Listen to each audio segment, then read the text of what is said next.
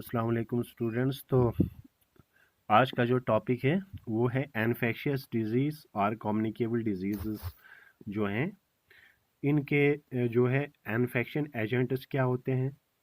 ठीक है, infection agents बोलते हैं मतलब जो इन्फेक्शियस डिजीज़ होते हैं, ठीक है, जो कम्युनिकेबल डिजीज़ है, ये कौन कौन से एजेंट्स काज करते हैं। ठीक है, तो इसके बारे में अभी मैं और डिटेल में बताऊंगा आपको। Means of spread of infection disease, ठीक है, तो इसके symptoms of diseases, principle of treatment क्या रहेगा, प्रिंसिपल्स ऑफ प्रिवेंशन क्या रहेगा इन्फेक्शियस डिजीज। तो इससे पहले हमने जो है वो आपको कम्युनिकेबल डिजीज, ठीक है, या इन्फेक्शियस डिजीज के बारे में बता दिया डिटेल में। तो ये क्या होती हैं? कम्युनिकेबल डिजीज वो होती हैं जो एक पर्सन से दूसरे पर्सन पे फैलती हैं, मतलब एक पर्सन को होगा तो दूसरे में लग जाएंगी वो। ठीक है, नॉन इन्फेक्शियस वो होती हैं जो एक पर्सन में होगा तो दूसरे में नहीं लगेंगी, यानी एक पर्सन से दूसरे पर्सन पे ट्रांसफ़र नहीं होंगी, तो उसको नॉन इन्फेक्शियस या नॉन कम्युनिकेबल बोलते हैं। अब हम ये डिटेल में पढ़ेंगे, ये जो इन्फेक्शियस डिजीज़ है या कम्युनिकेबल डिजीज़ है, इनके इन्फेक्शन एजेंट्स क्या होते हैं। ठीक है, तो इन्फेक्शन एजेंट्स वो होते हैं, एजेंट्स उनको बोलते हैं जो ये जो है इन्फेक्शियस डिजीज काज करते हैं। ठीक है, उनको बोलते हैं इन्फेक्शन एजेंट्स। तो क्या क्या एजेंट्स हैं जो इन्फेक्शियस डिजीज काज करते हैं, यानी कम्युनिकेबल डिजीज कौन जो है काज करता है। तो यहाँ बात करेंगे इन्फेक्शन एजेंट्स कम्युनिकेबल डिजीज में। जैसे आपको पता है इसमें बहुत सारे वाइड रेंज ऑफ क्लासिफिकेशन होती है। तो जैसे आपने ये सुना होगा, कुछ जो है वो वायरसेस काज करते हैं, ठीक है, वायरल डिजीज होती हैं। कुछ जो है वो बैक्टीरियल डिजीज होती हैं। कुछ जो है वो फंजे काज करते हैं। कुछ यूनिसेल्यूलर ऑर्गेनिजम्स होते हैं, प्रोटोजोन्स होते हैं। कुछ जो है मल्टी सेल्यूलर ऑर्गेनिजम्स होती है, उसमें डिफरेंट काइंड ऑफ वर्म्स होते हैं। तो ये सब जो है इन्फेक्शन एजेंट्स हैं। तो इन्फेक्शन एजेंट्स वो होते हैं जिनकी वजह से इन्फेक्शियस डिजीज होती है। तो इसमें वाइड जो है रेंज ऑफ कैटेगरी होती है, इसमें बहुत किस्म की कैटेगरी होती है। वायरसेस होते हैं, बैक्टीरिया होते हैं, फंजे होते हैं, प्रोटोजोन्स होते हैं, बहुत डिफरेंट किस्म के वर्म्स होते हैं। तो ये सब को बोलते हैं हम इन्फेक्शन एजेंट्स जो इन्फेक्शियस डिजीज काज करते हैं। अब हम इसमें बात करेंगे means of spread of infectious disease. Means of spread का मतलब होता है, ये दूसरा पॉइंट है ये वाला, इन्फेक्शन एजेंट्स हुआ, means of spread of infectious disease. इसका मतलब है ये इन्फेक्शियस डिजीज जो होता है ये कैसे फैलता है। ठीक है, इसमें बहुत सारे मेथड होते हैं। ठीक है, तो उसके ज़रिए इन्फेक्शियस डिजीज, जैसे मैंने पहले ही बता दिया, इन्फेक्शियस डिजीज वो होते हैं जो एक पर्सन से दूसरे पर्सन पे लग जाती हैं। तो जब लगती हैं तो कैसे लग जाती हैं, तो अब सबसे पहला मेथड होता है इसमें एयरबॉर्न डिजीज। नाम से ही पता चलता है हवा से फैलेगा ये। किसके ज़रिए? हवा के ज़रिए फैलेगा। ठीक है, सच इसमें हवा के ज़रिए कैसे फैलेगा, जैसे किसी पर्सन को कोई जो है कम्युनिकेबल डिजीज़ हो गया है, ठीक है, जैसे for example common cold, TV, ठीक है, तो वो क्या करेगा, वो कभी जो है मतलब जो है पर्सन जो है वो मतलब उसको छींक आ जाती है या उसको कफ आ जाता है, तो कफ और स्नीजिंग की वजह से उस मतलब जो माइक्रोब्स हैं वो जो है किस में ट्रांसफ़र हो जाएंगे, हवा में। जैसे मतलब किसी पर्सन को बीमारी है, कोई भी इन्फेक्शियस डिजीज़ है, तो जब वो छींकेगा या स्नीज करेगा या खांसी आएगी उसको, तो क्या करेगा, उसके जो जरासीम है, माइक्रोब्स हैं, वो हवा में ट्रांसफ़र हो जाएंगे। ठीक है, और जो पर्सन उसके नज़दीक होगा तो कॉमन सी बात है उसको इन्फेक्शन, जब वो इनहेल करेगा तो माइक्रोब्स जो है हवा के ज़रिए उसके अंदर एंटर हो जाएंगे, तो वो भी सफ़र हो गया। तो हुआ ना, एक पर्सन से दूसरे पर्सन पे फैल गया, लेकिन किसके ज़रिए फैला? हवा के ज़रिए फैल गया। ठीक है, तो इसको बोलते हैं एयरबॉर्न डिजीज़, वो डिजीज़ जो हवा के ज़रिए फैलती हैं। ऐसी इन्फेक्शियस डिजीज़ जो हवा के ज़रिए ट्रांसफ़र होती हैं एक पर्सन से दूसरे पर्सन पे। तो जैसे इसमें एग्जांपल है, कॉमन कोल्ड है, नमूनिया है, ठीक है, ट्यूबरकुलोसिस है। तो ये ऐसे डिजीज़ होती हैं जिनको हम बोलते हैं एयरबॉर्न डिजीज़। क्लियर हुआ? तो एयरबॉर्न डिजीज़ क्या होती हैं? जो हवा से फैलती हैं एक जो इन्फेक्टेड पर्सन से हेल्दी पर्सन पे। तो कैसे फैलती हैं? जब वो स्नीज या कफ करता है तो क्या करता है, जो माइक्रोब्स हैं वो एयर में ट्रांसफ़र हो जाएंगे, कॉमन सी बात है, ठीक है। उसके जो ड्रॉपलेट्स हैं, ठीक है, जब वो छींकता है तो वो एटमॉस्फेयर में चले जाएंगे, हवा में। तो दूसरा पर्सन जब उसको ड्रॉपलेट्स के ज़रिए वो हवा में ट्रांसफ़र हो जाए, ये मतलब हवा में चला जाएगा, तो दूसरा जो उसके नज़दीक बैठा हुआ है वो कॉमन सी बात है, जब इनहेल करेगा तो माइक्रोब्स उसके अंदर चले जाएंगे। तो इसीलिए क्यों कहते हैं जब कोई भी छींकता है या खांसता है, ठीक है, तो अपना जो है मतलब हाथ रखें मुंह में, ताकि जो है इन्फेक्शियस जो है वो मतलब चांसेस जो है उसके कम होते हैं। तो ये हुआ पहला एयरबॉर्न डिजीज़ जो हवा के ज़रिए फैलता है।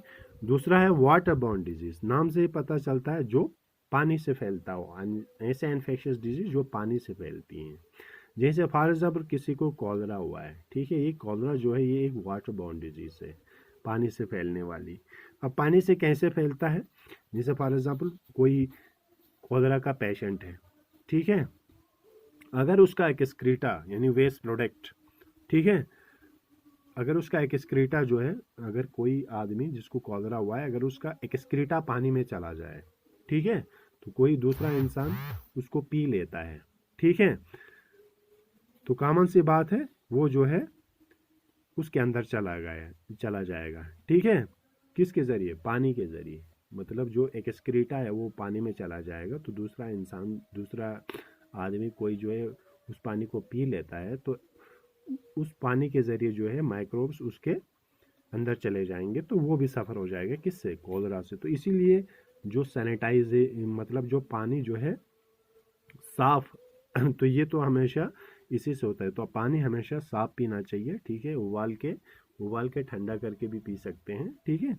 तो जहाँ पे सैनिटाइजेशन जो पानी है वो साफ़ नहीं होता है, वो प्रॉब्लम होती है सैनिटाइजेशन की जिस कम्युनिटी में, तो वहाँ पे ये ज़्यादा बीमारी फैलने के चांस हैं। जहाँ पे गंदगी ज़्यादा हो, पीने का साफ़ पानी ना हो, ठीक है, तो वहाँ पे कॉलरा होने के चांसेस ज़्यादा है, क्योंकि ड्रिंकिंग वाटर साफ़ नहीं होगा, तो कॉमन सी बात है वहाँ पे वाटर बॉर्न डिजीज़ होती हैं, ठीक है, जैसे कॉलरा मैंने अभी बताया। तो समझ आया आपको कैसे फैलता है? अगर किसी पर्सन को कॉलरा हो गया है तो उसका एक्सक्रीटा अगर पानी में मिल जाए, दूसरे लोग अगर उसको पिए, ठीक है, तो कॉमन सी बात है, तो पानी के ज़रिए वो उन तक पहुंच जाएगा और वो भी सफ़र करेंगे, किससे? कॉलरा से, ठीक है। तो इसीलिए कहते हैं कि सेफ जो है पानी का, ड्रिंकिंग जो वाटर है उसका सेफ सप्लाई होना चाहिए, मतलब साफ पानी होना चाहिए, तो उसी से फैलता है। तो ये हुआ वाटर बॉर्न डिजीज, कॉलरा है जैसे। और तीसरा जो मीन्स ऑफ स्प्रेड है, तीसरा जो मेथड है हमारे पास, वो है सेक्सुअली ट्रांसमिटेड डिजीज, एसटीडी जिसको बोलते हैं शॉर्टकट में। क्या बोलते हैं? STD, sexually transmitted. एस इसलिए लिखा है, डिजीज इसका मतलब है सेक्सुअली ट्रांसमिटेड डिजीज। एक और एसटीडी होते हैं सब्सक्राइबर ट्रंक डायलिंग, जो आप एसटीडी नहीं होता है कॉल करते हैं जहाँ पे, वो होता है सब्सक्राइबर ट्रंक डायलिंग। ये वो एसटीडी नहीं है, ये सेक्सुअली ट्रांसमिटेड डिजीज है, ठीक है। जैसे इसमें एड्स, एड्स का फुल फॉर्म है एक्वायर्ड इम्यूनो डेफिशिएंसी सिंड्रोम, ठीक है, तो ये याद रखें, साथ में फुल फॉर्म भी पूछा जाता है कभी, एक्वायर्ड इम्यूनो डेफिशिएंसी सिंड्रोम। तो 1 दिसंबर को मनाया जाता है वर्ल्ड एड्स डे, ठीक है। इसको जो है सिलिम डिजीज़ भी कहा जाता है, ये याद रखना, सिलिम डिजीज़ कहा जाता है एड्स को। क्यों? क्योंकि इसमें सबसे पहला सिम्टम जो है, इंसान जो है वो क्या होता है, उसका वेट लॉस हो जाता है, तो वेट लॉस हो जाएगा तो स्लिम बन जाएगा, इसीलिए इसको बोलते हैं स्लिम डिजीज़, ठीक है। सेफलिस, ये भी एक बीमारी है जो सेक्सुअली ट्रांसमिटेड डिजीज़ है, ठीक है। तो एड्स और सेफलिस है इसमें। एड्स का full form acquired immuno deficiency syndrome. World AIDS day मनाया जाता है 1 दिसंबर को, ये कभी आपको ऑब्जेक्टिव में पूछा जाता है। स्लिम डिजीज कहा जाता है एड्स को, क्योंकि पेशेंट का सबसे पहला सिम्टम जो है वो क्या है, उसका वेट लॉस हो जाता है, तो वेट लॉस से वो स्लिम बन जाता है। अब जो सेक्सुअली ट्रांसमिटेड डिजीज हैं, ठीक है, ये कैसे फैलता है? देखो, ये जो है फिजिकल कांटेक्ट से नहीं फैलता है। फिजिकल कांटेक्ट होता है जैसे फॉर एग्जांपल, फिजिकल कांटेक्ट हो गया जैसे किसी को हाथ मिलाना, ठीक है, फिजिकली आप कांटेक्ट कर रहे हो, या किसी को आप हक करना, ठीक है। रेसलिंग, कोई भी स्पोर्ट्स खेलते हैं जिसमें आप फिजिकल कांटेक्ट करते हैं, जैसे रेसलिंग है, तो ऐसे ऐसे फिजिकल कांटेक्ट से नहीं फैलता है, ठीक है। हगिंग या किसिंग से नहीं फैलता है एड्स, ठीक है। इसको बोलते हैं फिजिकल कांटेक्ट। तो फिजिकल कांटेक्ट से जो है इसके पैथोजेंस ट्रांसमिट नहीं होते हैं। एड्स जो होता है वो सिर्फ डायरेक्ट सेक्सुअल कांटेक्ट से फैलता है, ठीक है। सेक्सुअली ट्रांसमिटेड डिजीज जो होते हैं वो फिजिकल कांटेक्ट से नहीं फैलता है। फिजिकल कांटेक्ट हो गए जैसे हाथ मिलाना, ठीक है, एक दूसरे को गले लगाना, ठीक है, स्पोर्ट्स खेलते हैं ऐसे जैसे कबड्डी हो गया, रेसलिंग हो गया, तो उसके ज़रिए जो है ये जो है सेक्सुअली ट्रांसमिटेड डिजीज नहीं फैलते हैं। ये डायरेक्ट सेक्सुअल कांटेक्ट से फैलता है एक पर्सन से दूसरे पर्सन पे। और एड्स फैलने का और भी कारण है। एड्स जो होते हैं वो अगर कोई इन्फेक्टेड पर्सन हो, ठीक है, तो उसके ब्लड के थ्रू, ठीक है, जैसे मतलब उसका ब्लड जो है, ब्लड के थ्रू दूसरे में जो है ये फैल सकता है। जैसे फॉर एग्जांपल किसी का ब्लड कोई डोनेट कर रहा है दूसरे को, ठीक है, अगर वो एड्स पेशेंट है तो उसके ज़रिए भी फैल सकता है। तो बार बार के ज़रिए, जैसे फॉर एग्जांपल कोई इन्फेक्टेड पर्सन के ज़रिए कट लग गया किसी को, ठीक है, सीजर से, तो दूसरे को भी अगर ये मतलब जो है उसी इन्फेक्टेड जो है सीजर से अगर उसके खून में जो है वो कंटेमिनेशन हो जाएगा तो उससे भी लग सकता है। तो और भी एक कारण है जैसे मतलब इसमें और भी मतलब ज़्यादा चांस नहीं है, इसमें 30% रहता है मदर से अपने बीवी जो प्रेगनेंसी के दौरान है उसमें भी, मतलब अगर कोई माँ जो है वो प्रेग्नेंट है, ठीक है, कोई लेडी प्रेग्नेंट है, वुमेन प्रेग्नेंट है, तो उसके बच्चे को भी लग सकती है क्या, एड्स, ठीक है। या ब्रेस्ट फीडिंग के ज़रिए भी हो सकता है, दूध पिला रही है, अगर माँ को एड्स है तो बच्चे को भी लगने के चांस हैं। तो क्लियर। तो एड्स कैसे फैलता है? एड्स जो है वो डायरेक्ट सेक्सुअल कांटेक्ट से एक पर्सन से दूसरे पर्सन पे फैलता है। फिजिकल कांटेक्ट से बिल्कुल नहीं फैलता। हाथ मिलाने, हग्स, एक दूसरे को किस करना या सपोर्ट्स कोई भी खेलते हैं, कबड्डी, रेसलिंग, फिजिकल नहीं। सेक्सुअल ट्रांसमिटेड डिजीज, ये सेक्सुअली, अगर आप सेक्सुअली जो है एक दूसरे के कांटेक्ट में आएंगे तभी इसके पैथोजेंस फैलेंगे, ठीक है। तो एड्स ब्लड के जरिए भी फैलता है एक इन्फेक्टेड पर्सन से हेल्दी पर्सन में, ठीक है, ब्लड ब्लड कंटेमिनेशन से। दूसरा मदर से अपने, अगर कोई लेडी प्रेग्नेंट है तो उसके बच्चे को भी लगने के चांस है, लेकिन इसका परसेंटेज कम है, 30%। ब्रेस्ट फीडिंग से भी होता है, अगर वो बच्चे को दूध पिला रही है बच्चे को भी लग सकता है एड्स। इसीलिए इसको बोलते हैं सेक्सुअली ट्रांसमिटेड डिजीज, जो सेक्सुअल कंटेक्ट से एक पार्टनर से दूसरे में लग सकता है। तो लास्ट जो है हमारे पास वेक्टर्स है, ठीक है। सेपरेट आप डिजीज थ्रू वेक्टर्स। सबसे पहले जो है वेक्टर्स के बारे में पता होना चाहिए। जैसे आपको पता है कुछ एनिमल्स होते हैं जो कैरियर्स होते हैं, ठीक है, एक जगह से दूसरी जगह से, एक जगह से दूसरी जगह जो है ये मतलब जो है जो इन्फेक्शन काज करने वाले एजेंट्स हैं उनको ले जाते हैं, तो इसलिए इनकी कैरियर्स भी बोलते हैं, वेक्टर्स भी बोलते हैं। जैसे फॉर एग्जांपल आपके घर में कोई बिल्ली है, ठीक है, जैसे फॉर एग्जांपल कोई पर्सन को कोई बीमारी है, ठीक है, तो वो ट्रांसमिट हो गया मतलब उस बिल्ली पे, तो बिल्ली अगर किसी दूसरे के पास जाएगी तो वो जो है इन्फेक्शन एजेंट जो होता है बिल्ली के ज़रिए दूसरे तक भी पहुंच गया, ठीक है। तो इनको बोलते हैं कैरियर्स। लेकिन ज़्यादातर कैरियर्स जो कॉमन है, ठीक है, वो मॉस्किटोस है, ठीक है। मैं आपको ऐसे समझाऊंगा। तो कैरियर्स, वेक्टर्स किन को बोलते हैं? वेक्टर्स उनको बोलते हैं जो डिजीज़ को, ठीक है, ऐसे एनिमल्स जो मतलब जो इन्फेक्शन एजेंट्स को, ठीक है, जो इन्फेक्शियस एजेंट्स को एक जगह से दूसरी जगह ले जाते हैं, तो उनको बोलते हैं वेक्टर्स और कैरियर्स, ठीक है। Mosquito are the commonest vectors. Mosquito जैसे सबसे कॉमन वेक्टर है, ठीक है। तो वो क्यों है? क्योंकि मॉस्किटो जो है जैसे फॉर एग्जाम्पल किसी इन्फेक्टेड पर्सन को काटेगा, ठीक है, तो कॉमन सी बात है, इन्फेक्टेड पर्सन को काटेगा तो वो कंटेमिनेशन हो जाएगा, ठीक है, उसके अंदर पहुंच जाएंगे। अब वो जाएगा कहीं और, किसी और को काटेगा तो वहाँ से वहाँ पहुँचा दिया उसने। तो इसमें ज़्यादातर फीमेल एनोफिलिस मॉस्किटो है। ऐसा क्यों? फीमेल एनोफिलिस मॉस्किटो क्यों है, मेल क्यों नहीं है? फीमेल इसलिए क्योंकि फीमेल जो होता है वो मतलब आप कह सकते हैं एक किस्म से नॉन वेजिटेरियन है, ठीक है।